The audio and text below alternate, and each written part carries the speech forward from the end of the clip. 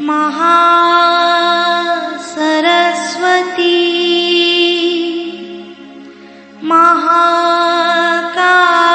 महाकाली त्रिगुणात्मिका कुंडलिनी साक्षात् श्री आदिशक्ति माताजी श्री निर्मला देवी नमो नमः। ॐ त्वमेव साक्षात् श्री कल्की साक्षात् श्री आदिशक्ति माताजी श्री निर्मला देवी नमो नमः। ॐ त्वमेव साक्षात् श्री कल्की साक्षात् श्री सहस्रार स्वामिनी मोक्ष प्रदायिनी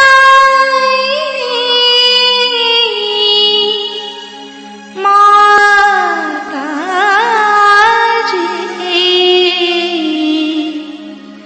श्री निर्मला देवी नमो नमः।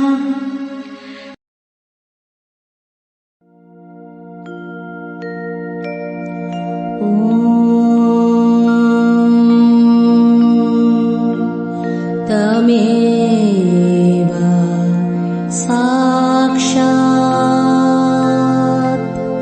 श्री गणेश साक्षात् श्री आदिशक्ति माताजी श्री निर्मला देवी नमो नमः।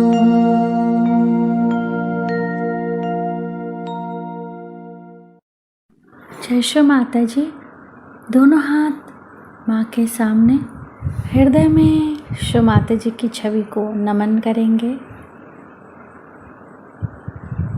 संपूर्ण चित्त बीचों बीच हृदय में माँ की छवि को अपने हृदय में स्थिर करते हुए परम पूजनीय श्री माता जी कृपा करके हम सभी के हृदय को अपने प्रेम के योग्य बनाइए। श्री माता जी, हम सभी आपसे बहुत प्रेम करते हैं, हम सभी के हृदय में आइए। हृदय में माँ को देखते हुए, श्री माता जी को देखते हुए, श्री माता जी हमारे इस हृदय को और भी पवित्र बनाइए श्री माता जी, ताकि आप यहाँ आ सकें।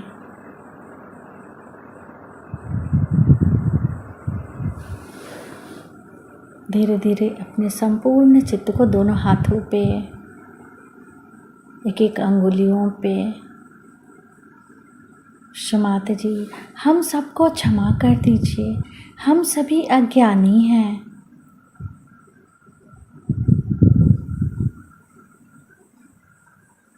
धीरे धीरे अपने संपूर्ण चित्त को लेफ्ट नाभि पर श्री माता जी से प्रार्थना। श्री माता जी, आपकी परम कृपा में हम शांत हैं, संतुष्ट हैं और उदार भी हैं। बाएं नाभि पर पूरा चित्त स्थिर करते हुए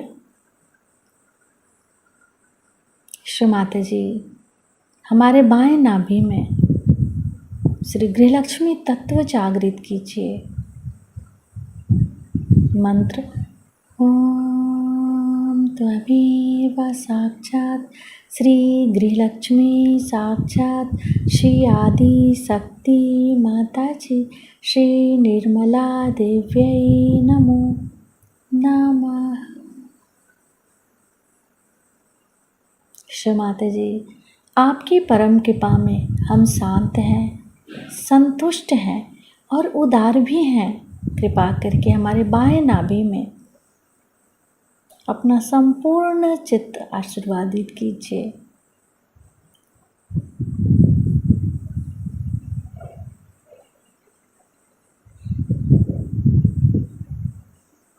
बाएं नाभि पर ही अपने संपूर्ण चित्त को रखते हुए क्लॉकवाइज घुमाएंगे चित्त को।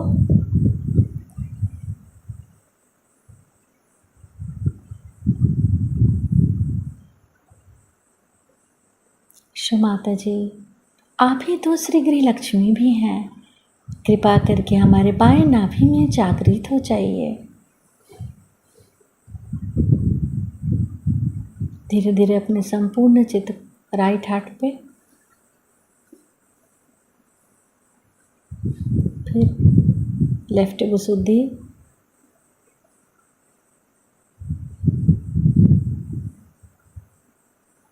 लेफ्ट आज्ञा, सहस्त्रार।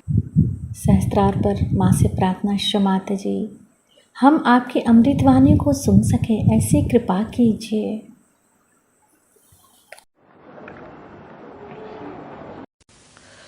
Today we have assembled here to worship Sadashiva, which is reflected within us as Shiva, as the Spirit.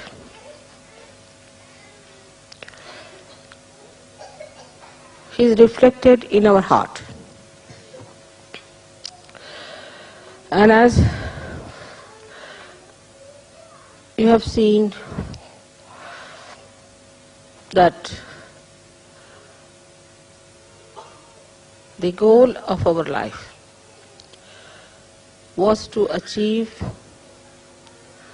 the state of spirit.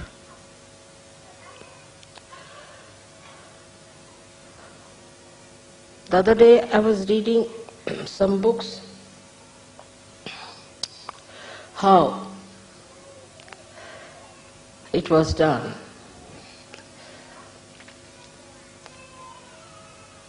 With self-realization, to know the spirit, and how people were tortured. First of all, they were asked to some or other deny, defy and condemn their body. Now, if the body wants to have comfort, then it was said that first try to sleep on the carpet, not on the bed. Then still it's not enough. Then from the carpet you go to a mat. Still is not enough. Then from that you move down to the Mother Earth, sleep on the Mother Earth. Still, if the body is not all right, then you start sleeping on the stone. But still Himalayas are far away, because Shiva resides in Kailasha. So you go to Himalayas and sleep on the ice. This was the minimum. requirement. Then it was said that you are fond of good food, you want to have sumptuous food, you eat a lot, all right. So you deny everything that you like to begin with, all that you like. For example, Italians cannot eat pasta.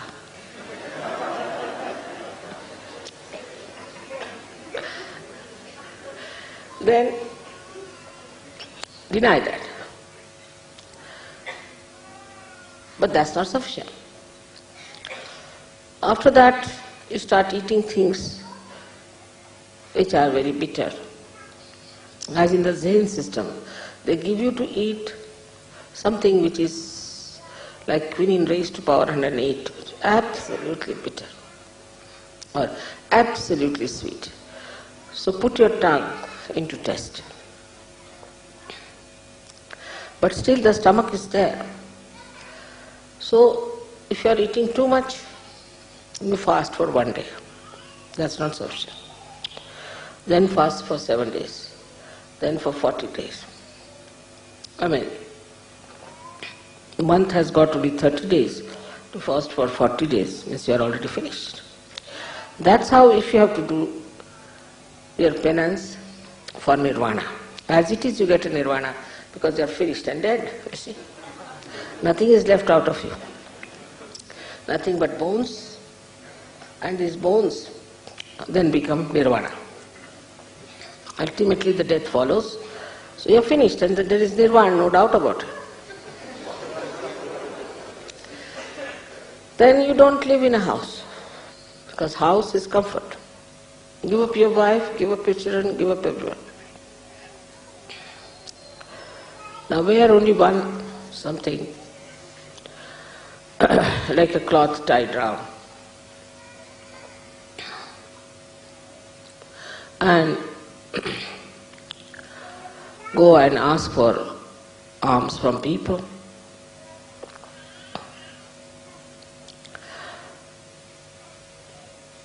With these clothes also, there is still a problem, because you are attached to a cloth. So you go to Himalayas, where there is nobody to see you. Take out your clothes, and in that cold, you stay there completely shaking. Then you will get your nirvana. As it is, you get nirvana.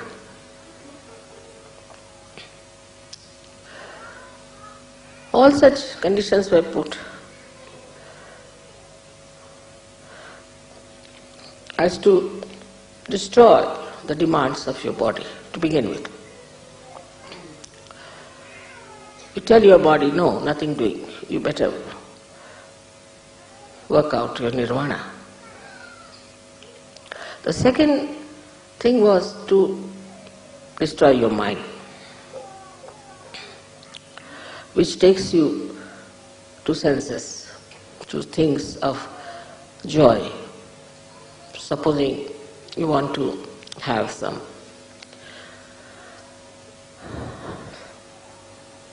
something very much. So, deny that. Anything that your mind tells you, just say no, no, no to. In Sanskrit, the shloka is like this: yan neti neti vachaner nigamo vachis. Which you won't say no iti, no, not this, not this, not this, not this. And then you can discuss only nirvana. Before that you are not even worthy of discussion of nirvana. When I read this book, I said, Baba, I give up, it's too much.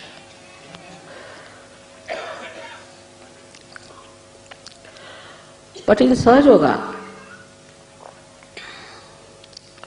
it's the other way now. Like building first the pinnacle of the building and then the foundation. Opening your Sahasrara was the first thing was achieved.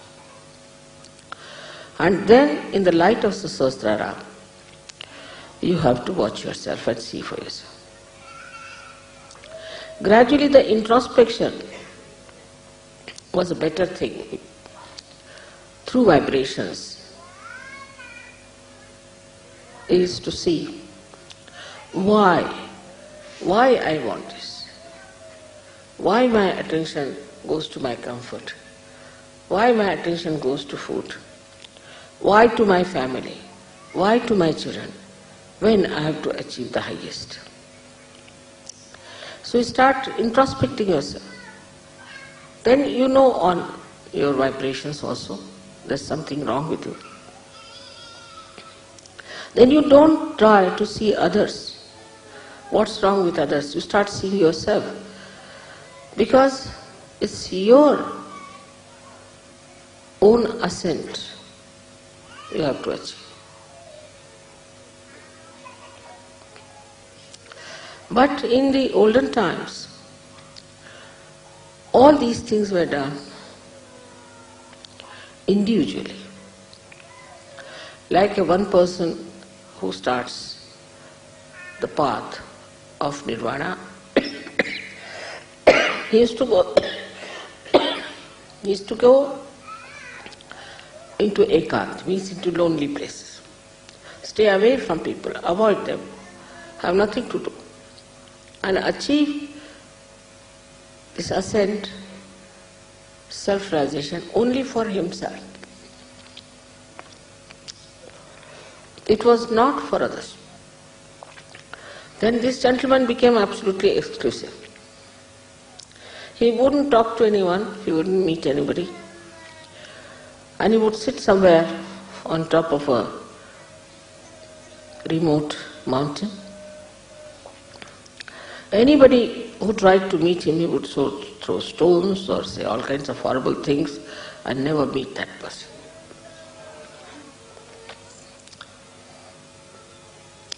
But Sahajyoga is not the same. Sahajyoga is the ascent of the whole. This kind of singular achievements did not lead people anywhere. Saints, of course, tried to talk to people, tell them about self-realization, about God, about righteousness, about value system. But they too were regarded as something strange and were tortured and troubled. So, on the level of an individual ascent, they couldn't do anything for others except for talking about it, telling about it, till Sahajyoga came. Even the talking about it was prohibited. Till the 12th century in India, nobody talked about it to the public. It was all in Sanskrit, very difficult Sanskrit books, which were only available to few aspirants, was explained to very, very few even, amounting to few numbers of people. But giving realization was denied. So only one master had one disciple. And all was the individual ascent, individual working up. Such a disciple was taken away from others and was kept in secret, worked it out on him, and just he may sing, he may write poems, he may talk about it, he might say what his joy is, but he had no right to give realization to anyone, neither he knew how to give realization. So now you see how far you have gone. You've got your realization without giving up much. You can work on a much wider scale. You can give realizations to others. You know about all the subtle knowledge about Sahajyoga. But today I am going to tell you something more which we have to do. It's very important to know, because as was described by people, that they practice Sahajyoga as they go to church, but it's not from their heart. And heart is the abode of the spirit. It's the Shiva within us. So we have to know more about heart, and that is very important. You know about these three nadis we have, Ida, Pingala, Sushumna. But in the heart there are four nadis. And the one nadi goes to Muladhara. And if you cross the limits of Muladhara, it goes to hell. That's why they say that Shiva is a destroyer. Actually, you ask for your destruction. And when you ask for your destruction, you have it.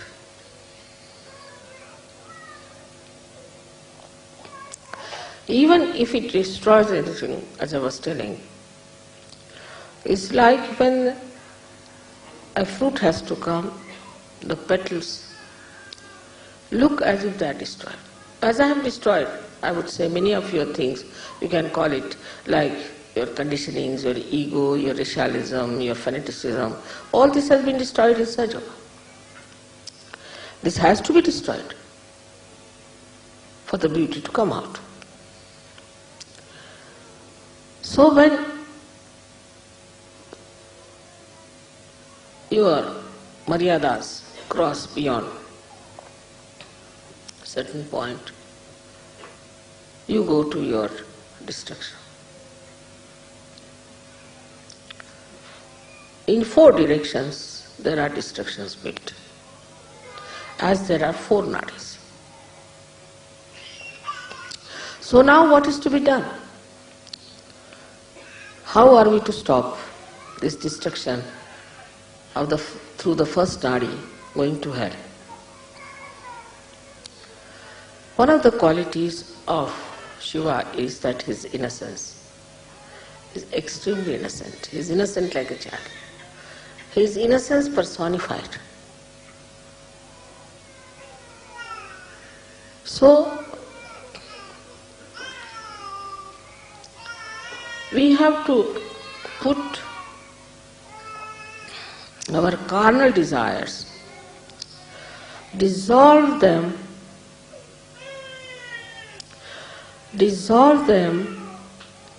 into the innocence, the ocean of innocence. You have to dissolve it in the ocean of innocence. Innocence is something to be appreciated, to be understood, to be enjoyed. Like you see animals, they are innocent. You see children, they are innocent. Flowers, they are innocent. Divert your attention to all these things.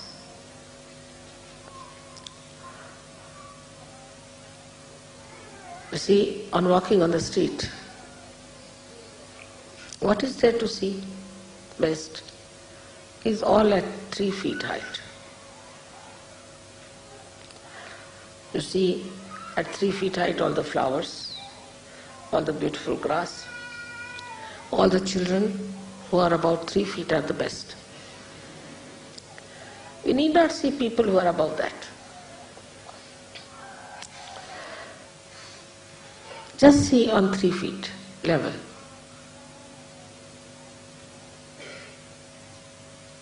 You can see the legs of somebody, that's all right. But you don't see the eyes of a person who are not innocent. So dissolve this desire into innocence. And this Muladhara, which is innocent, is not dead, finished, but is innocent. It is righteous. It is Sri Ganesha's qualities. It's pure.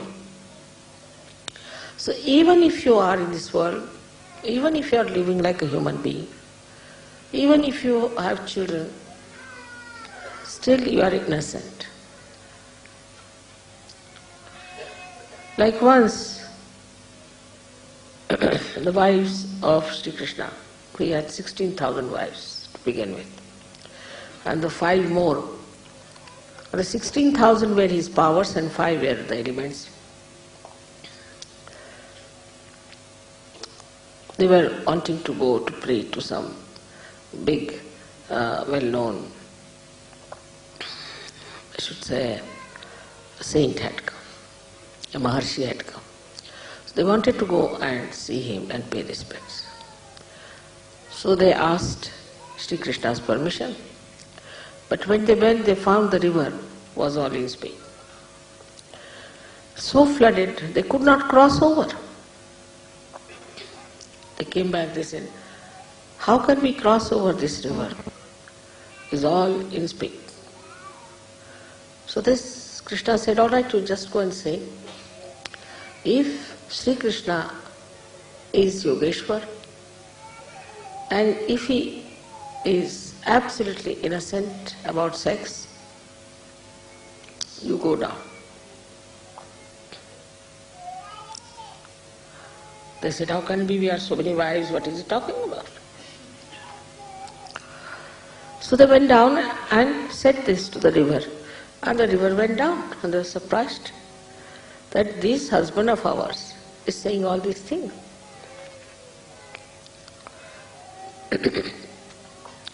They went across and worshipped that rishi, and they were coming back again, the river was in floods. So they went back to the rishi, said, now how are we to cross over because it's in floods? They said, how did you come? So they told the story of Sri Krishna. Now they had fed this rishi with food and fruits, and he had eaten such a lot. All right, you go and tell this river that this rishi has not eaten at all anything. He said, how can it be? Just now you ate before us. He said, just go and see. They went back and told this to the river. The river again went down. So to live in this world, to be a wife or to be a husband, to be married, whatever it is, you can be innocent, absolutely innocent about it. That's the sign of your purity. The second nadi, the second channel that can take you to destruction is desire. That's why Buddha has said that desirelessness is the only way that people do not get old, nor sick, nor worried.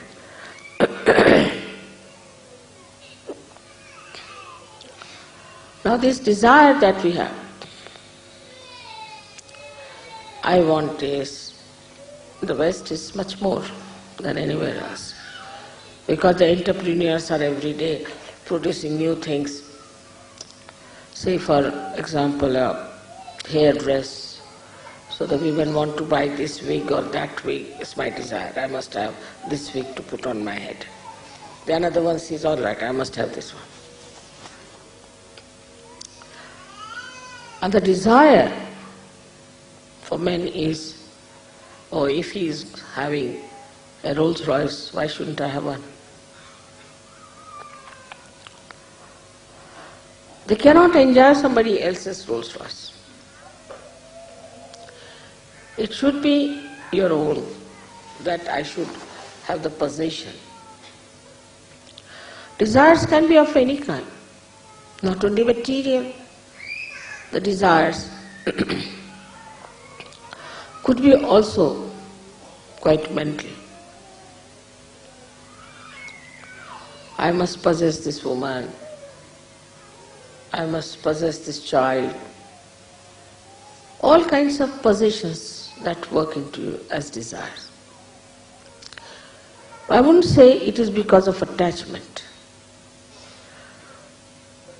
It's not attachment, but it is just to have more.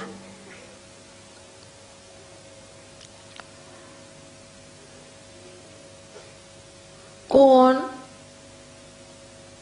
adding up things, getting things. Still, one doesn't feel happy and satisfied. What is the reason for this kind of desire? Is that it's not pure desire. It's an impure desire. It's an impure desire, and when such a desire starts working, you can go any far. Like Saddam Hussein, like Hitler, like anything is nothing but absolutely desire beyond any limitations. You want to dominate others. It's also another desire. All these desires lead you ultimately to a destruction. Because there's no joy, there's no happiness. For example, now I want to have a sari. So I want to buy the sari. All my attention will be, how will I get that sari? I must get that sari, this thing, that thing. The attention becomes polluted, disturbed. For a nonsensical thing like a sari, the attention which has to enjoy the spirit, which has to nourish the spirit, becomes disturbed because of desires. In the first place, the attention is disturbed because we are not innocent.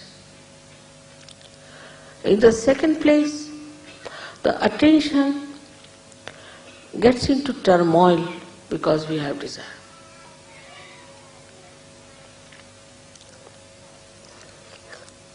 So what should we do as far as the desire is concerned? Desire for beautiful things. We can shift our desire, material desire, into aesthetics.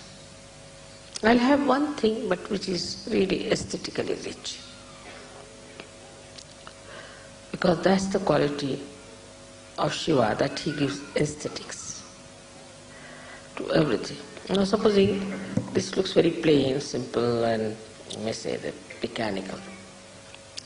But if it was Shiva's job, he would have done something beautiful about it.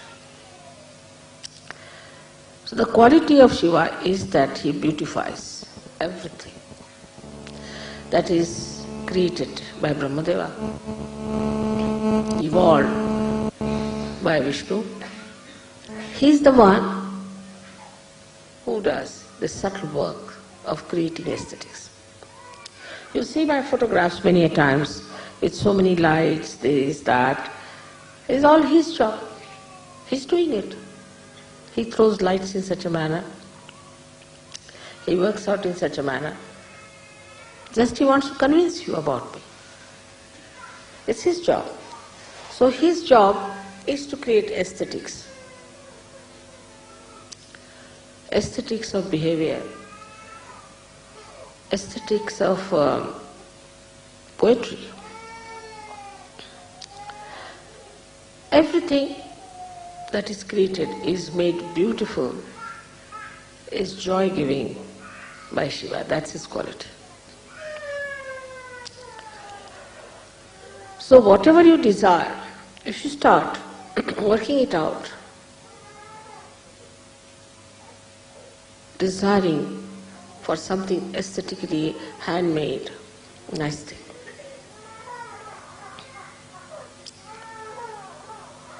gradually you will find you will end up with vibrations, because all beautiful things have vibrations. And to have the vibrations, you will have to go to pure desire. So this desire, which is madness, which makes you mad, which is so much dull and boring, becomes pure desire, because you have to dissolve all your desires into vibration. You start desiring nothing but vibrations after some. You will not buy anything which has no vibrations. You will not talk to a person who has no vibrations. If somebody has vibrations, you will just run away.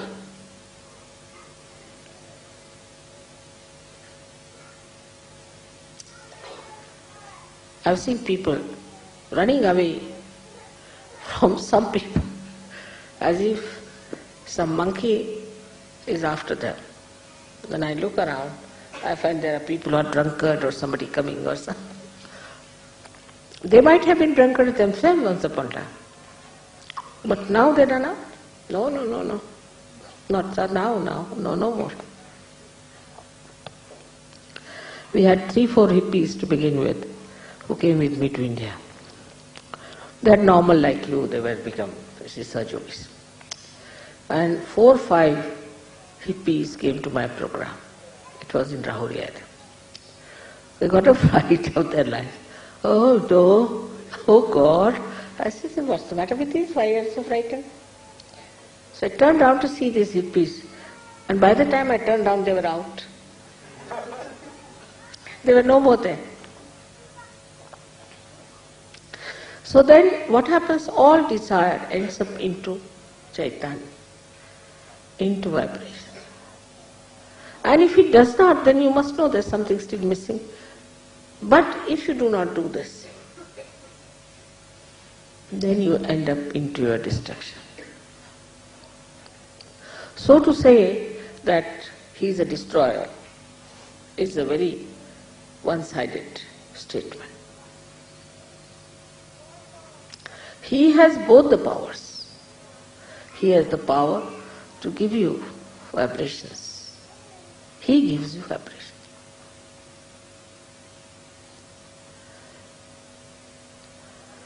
The goddess is the power, Shakti.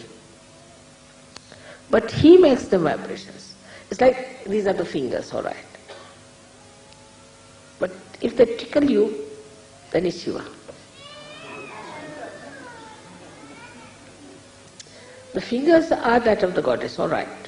But if it tickles you, gives you joy, happiness, is Shiva. Is the bhakti. The joy of bhakti comes from Shiva.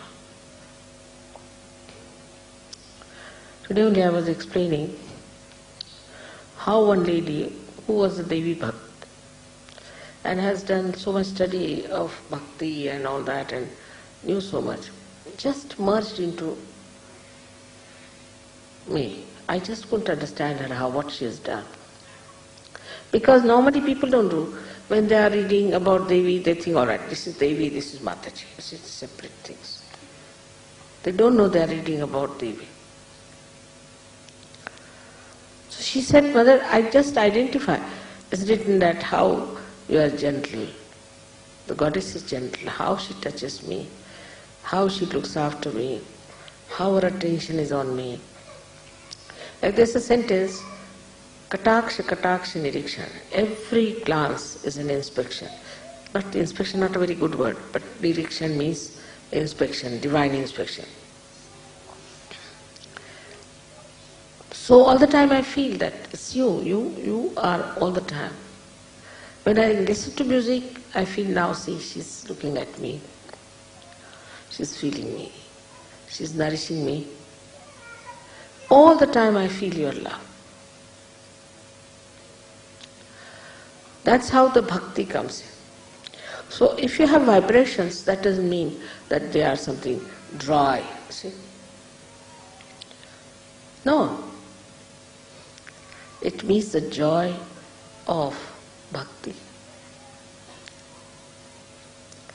Bhakti is, you call it adoration, this, that. But it's the ocean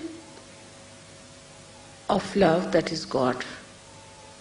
You just get drenched into it. There's no words to it.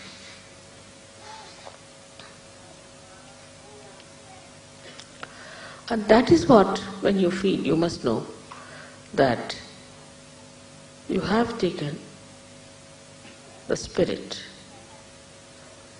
as a real connection between you and your mother or your father. There's no differentiation. You are one in that ocean, drenched in the ocean. You are the drop, you are the ocean. You are one in that bhakti.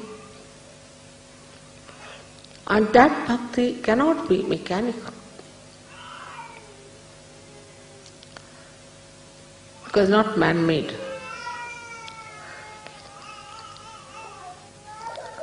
So to enjoy Sahajyoga,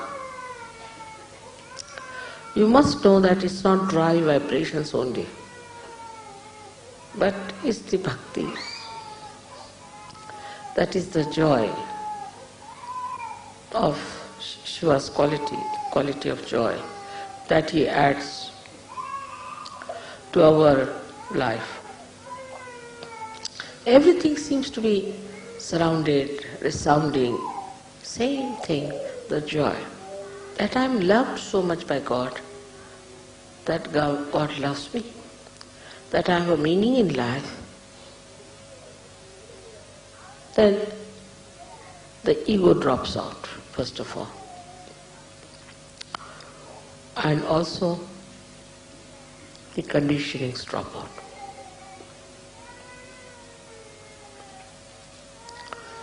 Now the third nadi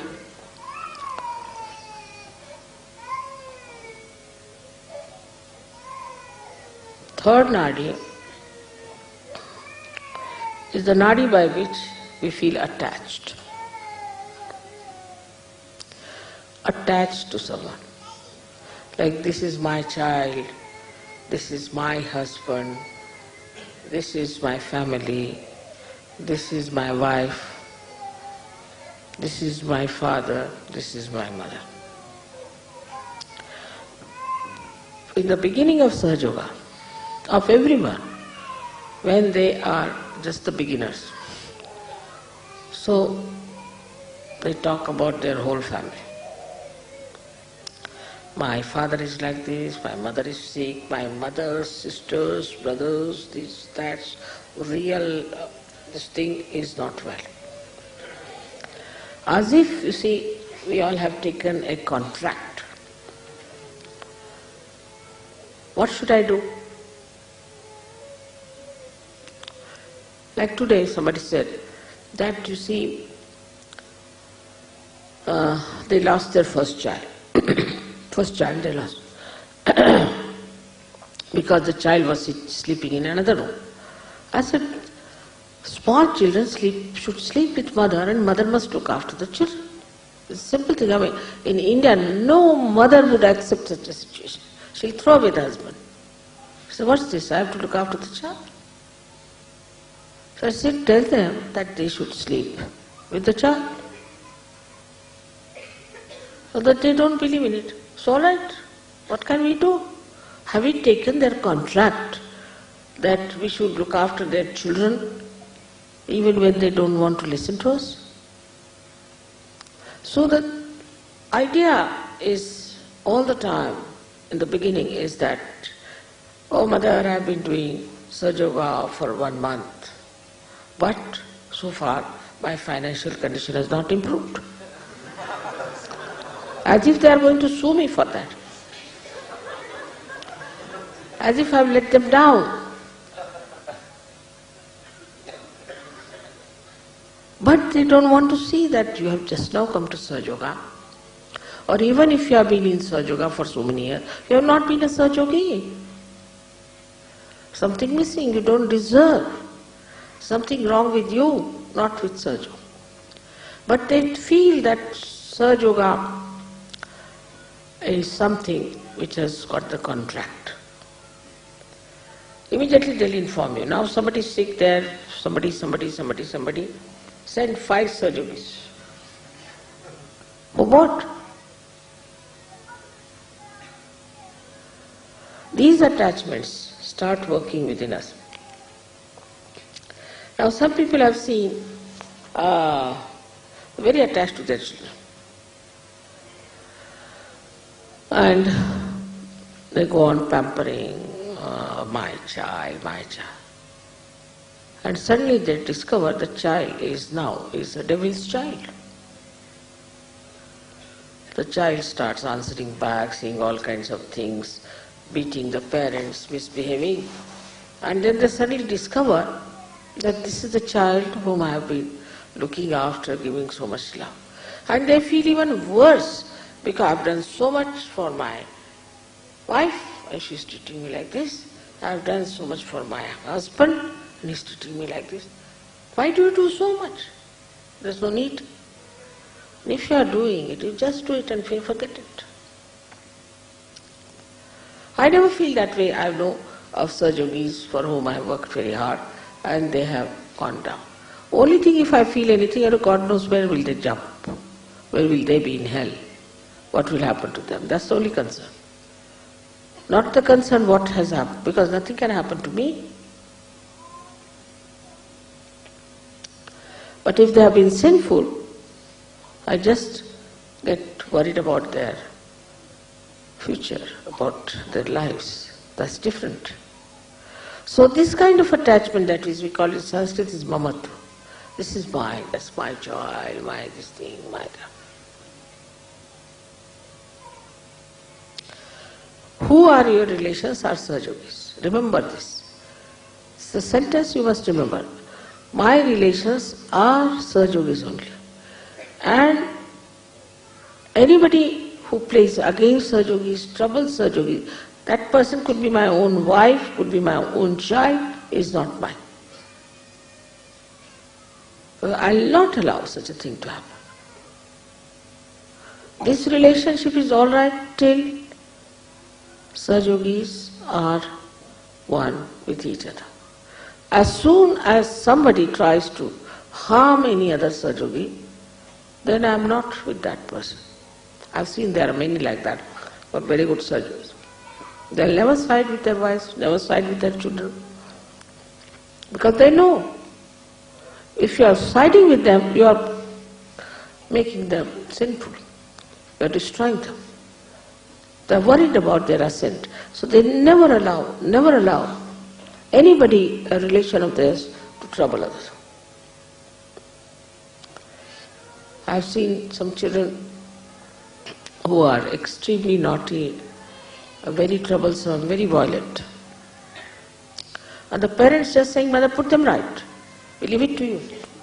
They are to be put right. But others may say, oh no, you see my child, he cannot do such a thing. So, one has to understand the discrimination part of it. That, why am I attached? I have given this simile many a times, like the sap of the tree rises, goes to various places of the trees, various areas, looks after the bark, looks after the branch, looks after the leaves, flowers and fruits, and comes back. Or it gets evaporated, doesn't get attached. If it gets involved into one of them, the whole tree will die, and that part which is so close to the sap will also die. But sap has much more sense than we have.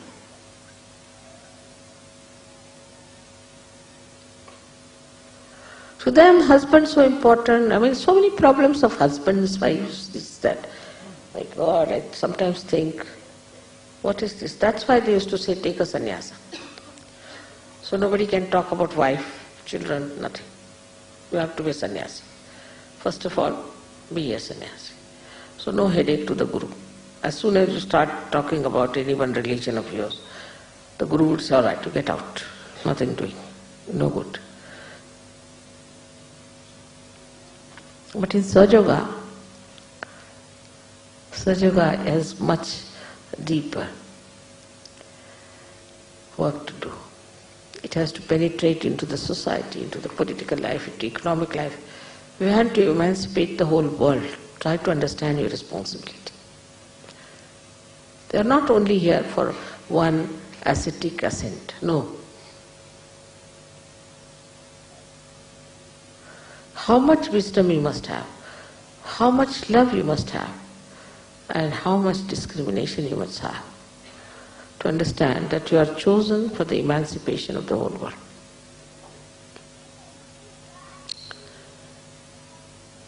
So now this so-called limited love, what is the solution which takes you to destruction?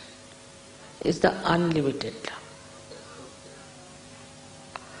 Because Shiva is nothing but love. He is love.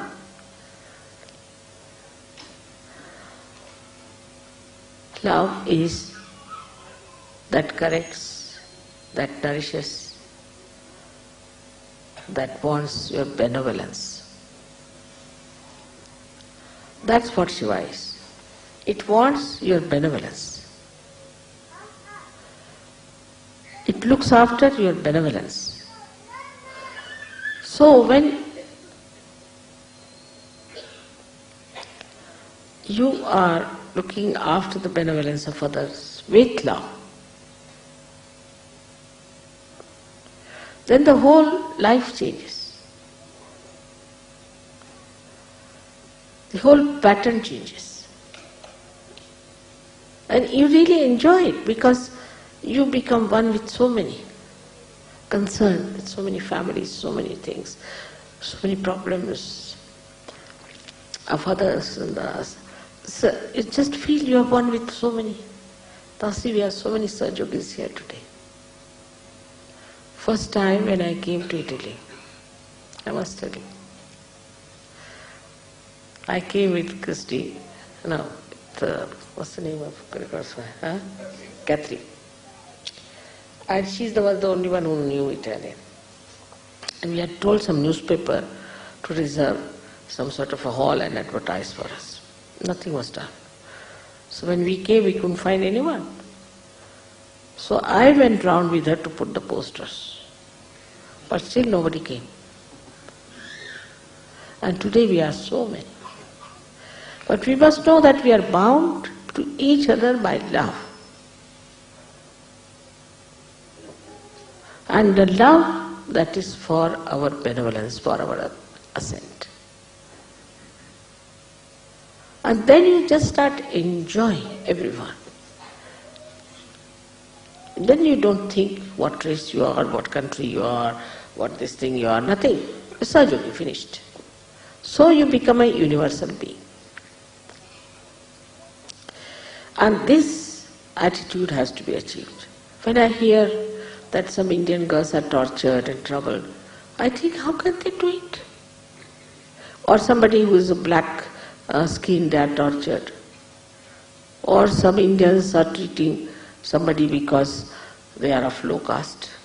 It's not possible because we are all part and parcel of one body. We are all brothers and sisters, born of the same mother. But this is only possible when you dissolve that limited relationship of yours into this great unlimited ocean of love. Then only it is possible. And if it is not there, do not try to justify. Just watch yourself.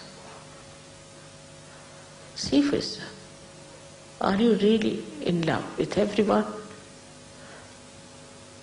You see, would say that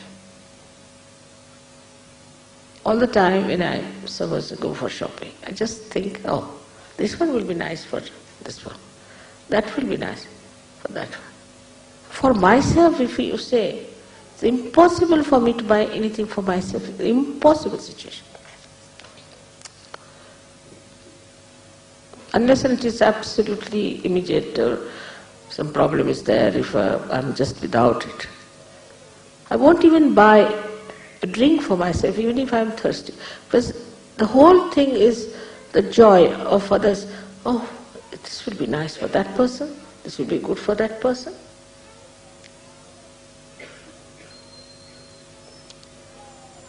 All this is the most enjoyable thing. I mean, why all this is for there?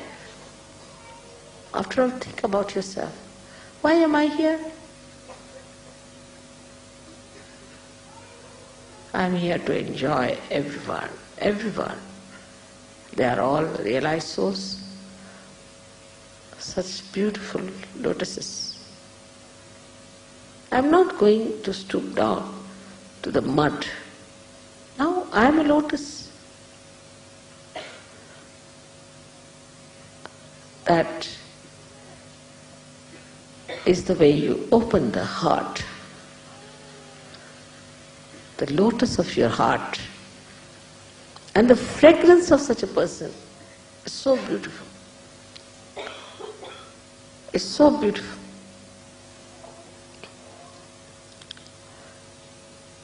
So you are no more divisive. You do not want to separate from each other. Anywhere is done, you are agreeable to that. You don't think that it should be done here or there or there. But anywhere, but should be. All of us together. So, the small attachments that are with you have to be dissolved into this ocean of love, which is Shiva.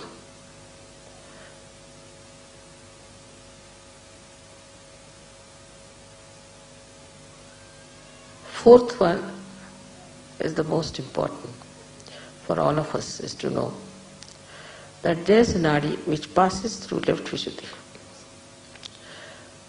into the heart, starts from the heart, goes up, passes through Agya.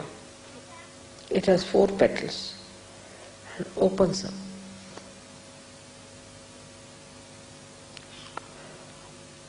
This is the one which gives you the state which is called as Turiya. We live in 3 states. In the awakened state, Jagruti, our attention goes to this, that and all that. We spoil our attention. But the second one is the one, what we call, is that we sleep. When we sleep also, all these things that have happened come to us from our past and things like that. But then we go to the deeper sleep called as Sushupti. It's a state where you have deep sleep and you dream of something that is reality also.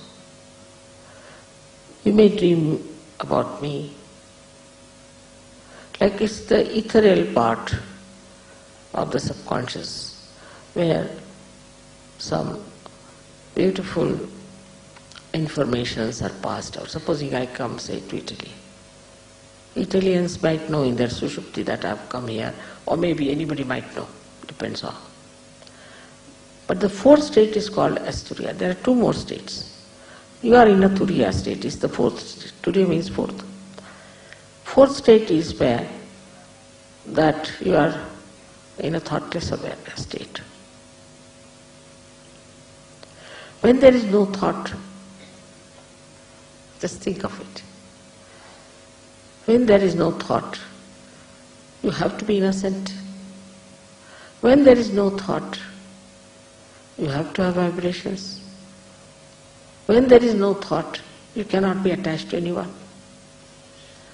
So into that thoughtless state you have come now as a Turiyati sthiti.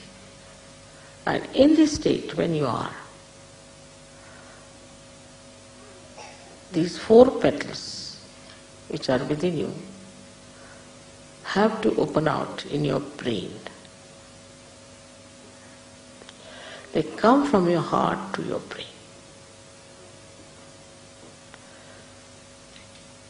And that is when we absolutely understand what is God.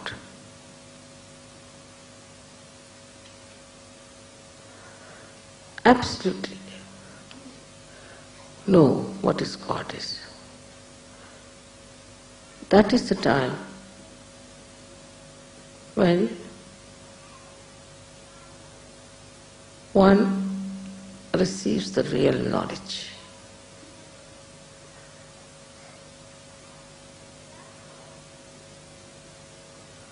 But unless and until these 4 petals open, one may fall back.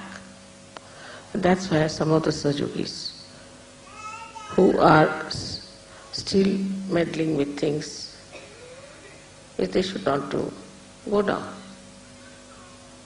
And they don't understand what is God is.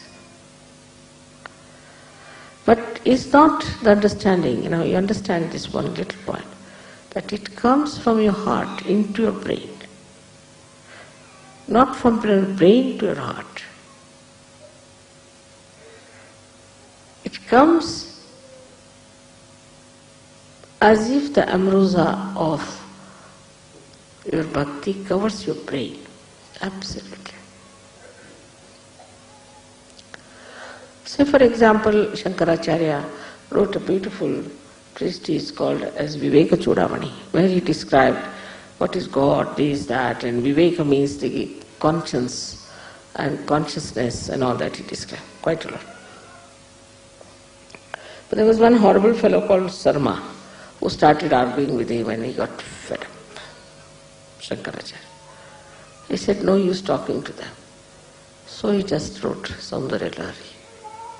Saundarya Lahari is nothing but all the mantras praising the mother. He said, I know mother, now let me praise her. The thing doing, what's the use of talking to these people? Stupid things, how will they understand? He realized that these people haven't got that capacity, that sensitivity to understand what I know. That's the real knowledge, is to know what is God. And if that is God, then how can you suspect anything? How can you try to analyze anything? It's God. It's God Almighty, which knows everything, which does everything, which enjoys everything. That is the one we should say is the jnana, is the knowledge, is the true knowledge. The pure knowledge is not the knowledge of chakras, not the knowledge of vibrations, not the knowledge of Kundalini, but the knowledge of God Almighty. And the knowledge of God Almighty is not mental. Again I tell you, it starts from your heart and goes to your brain. Something that comes out of your experience of joy and covers your brain. So your brain cannot deny it anymore. Like sometimes when you have your mother, little mother, you know the love of your mother. So you cannot explain, it comes from your heart. And you say, no, that's my mother, she won't do like that. I know my mother very well. The knowledge about your mother, the one who has given you birth, mother may not be very good or whatever it is. But knowledge about God, that He is love, that He is truth, that He knows everything, that just become part and parcel of your being. Absolutely. And that's the time we say is the nirvana. So it's important, especially for the people of the West. Now open your hearts Because it starts from the heart, not from your brain.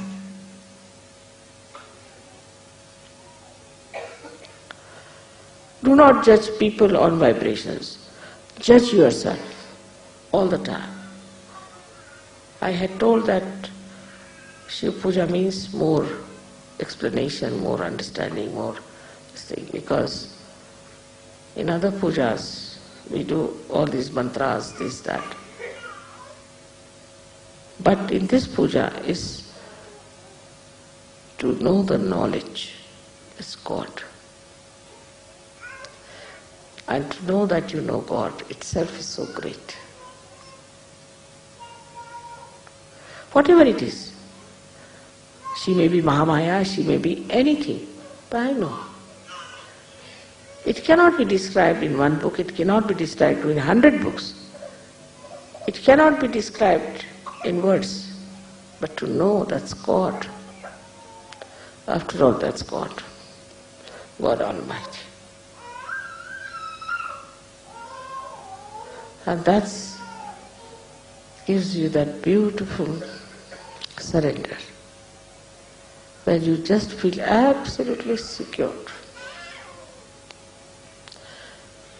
in that ocean of love. I wish you all to achieve that state. May God bless you.